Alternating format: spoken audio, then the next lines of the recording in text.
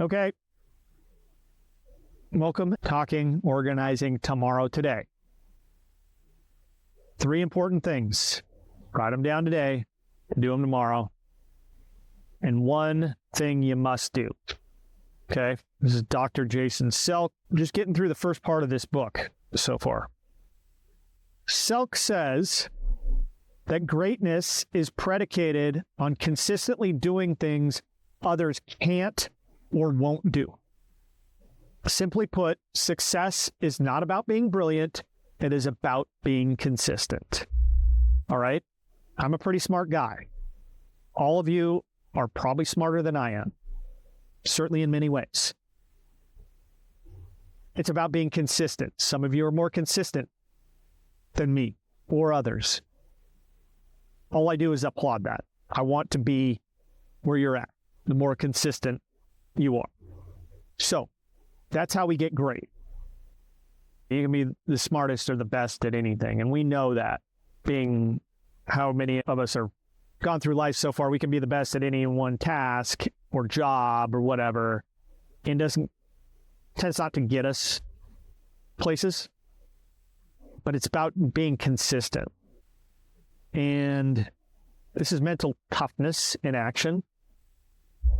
So I think about it, where I took some notes here when I was reading this book, and I think back on Kobe Bryant. I was not a Kobe Bryant fan at all when he played. Thought he was a jerk, thought he was smug, many things about his personal life.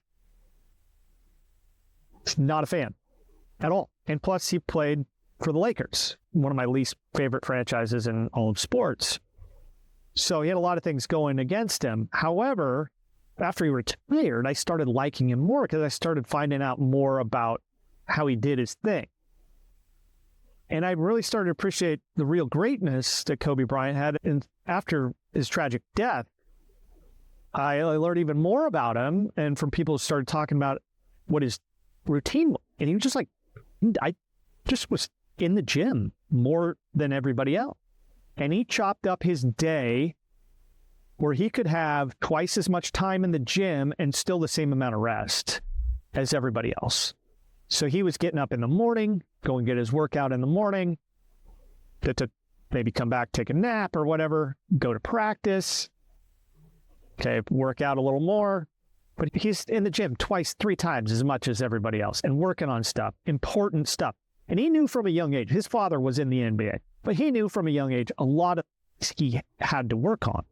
You go back to him, I think it was age 12 or something, he said he wasn't even particularly a good player. And by the time he's 17, he's the best high school player, and he was drafted definitely in the first round. So anyway, he was consistent throughout his career. And he is phenomenal talent, don't get me wrong, and out of the box, it's great. But to maintain that over 20 years at the highest level, just a really phenomenal thing. I would never say 10 years ago I would ever talk about Kobe Bryant in this way. But anyway, greatness is predicated on consistently doing things others can't or won't do. Getting things out of your head onto paper. What do I call it? The reticular activating system. So the physical act of writing activates that, which it's instant access and deep storage. And so your memory and your function work better, and you can recall things better just by physically writing it down. And I did that with preparing these videos. So I read the book. I took notes on the book it's an ebook. So I copied and pasted sections of the book that you can hear me reading from. But then I taught it to myself again by writing it down and writing my notes and rewriting my notes. I taught it to myself.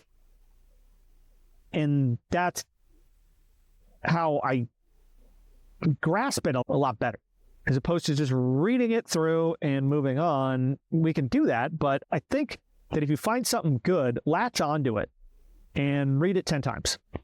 And some of these books, some books out there, you're going to want to read 10 times and do that 10 times. So just keep that in mind. So I'm a sports guy. That's my background, pretty much. Life can happen in streaks and slumps. Same thing with sports, a season or a game even. We talk basketball. Let's take basketball. Scoring, particularly NBA. It's a game of streaks. I don't know about it much anymore. It used to be anyway. I haven't watched the NBA 1 second this year and don't think I will for a long time. But that's a whole other deal. Life can happen in streaks and slumps. It can be incredibly discouraging or incredibly invigorating. The streak is invigorating. The slump is discouraging beyond belief. Now, if you put in the work to change a habit you've done or trying to work on, and you don't immediately get results or the benefits that you expect, that's hard, right? That is hard. But the key is not to give up, not to be discouraged. See, in discourage or discouragement, the root there is courage. Okay, discourage, we lack the courage to continue. Having the courage is mental toughness. It's very easy, he says, to slip into the mindset of, why do I bother? It doesn't matter what I do anyway. I've struggled with this my entire life. I put in all this effort. Okay, effort's never been my problem. Effort has never been my problem when you talk to most folks out there. I've never had a problem with putting in the effort. My problem comes when I put in all the effort and I don't see any results. I put in a lot of effort and no results.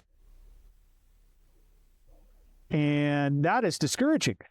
Sometimes that's when I quit or change paths or like, dude, what am I doing? Reevaluate. I want to get to this in a later video, but just to let you know why I believed that's probably the case is because I never had a clear vision of where I wanted to be. I knew who I am. I knew pretty much who I am. This exercise that we worked on, I knew pretty much who I am. I didn't know where I wanted to be. Without knowing where I wanted to be, I couldn't do that third step. How do I get there? I can do all the things that people tell me based on who I am. But without having this vision or a goal where I want to be or who I want to be, my plan, no matter how well I execute a plan, it's a bad plan. It's different now for me. It's different. Not that I figured it out necessarily, but it's different than what it's ever been. A lot of factors go into that, okay? But who am I? Where do I want to be? That is a key element to all this, as far as I see it anyway. And then acting on that plan. And that plan can change.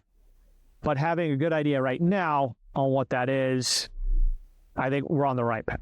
Okay? So life can happen in streaks and slumps. So Dr. Selk worked for the St. Louis Cardinals for a long time and in pro sports in general. And he says in this book, he had a client, I'm not sure if he was a Cardinal guy, they don't really say, but he says this one phenomenal, phenom, I think college player, pitcher, he was great, did all these things, had these process goals that were just phenomenal, getting him up through the ranks. And then he gets to the big leagues, and then all of a sudden he's out of baseball in 3 years. Done. Had to hang him up. He sucked. He asked him, what happened? Like, what? You were great. But what happened was this guy, started checking his bank account. He says, focusing more on that, what the next contract was going to look like. And when they asked him what went wrong, he said, the things I did early in my career worked so well. I stopped doing them. So he stopped doing the things that got him there. And that's why I brought up the Kobe Bryant example. Because Kobe was very good at maintaining that level. Like the small things, the lame things that nobody wants to do. Very good at just grinding it out and just doing the simple things, the simple practices that are going to get you through every day. But writing a 200-word email every day, that's not hard. Okay? Writing a 100-word email. I wrote, as I'm recording this, yesterday was probably the shortest email I ever wrote, and I was talking with my wife about it. this afternoon or this morning when I think I want to do these videos for the folk. And then we started talking about my email from yesterday, and I'm like, I had to just cut it short. She said, it was good. It's good to change things up a little bit. You don't have to have these long, that was my problem a few years ago. I would write 2,000-word essays every single day. It crushed me, killed me, and I gave up. A lot of effort. Effort was not the issue. It was, where is this getting me? I didn't know where I wanted to be. I knew I was good at this part. I didn't know where I wanted to be. Okay? Got a much better idea where I want to be now. We'll get to more of this in the next video. Thanks. Bye.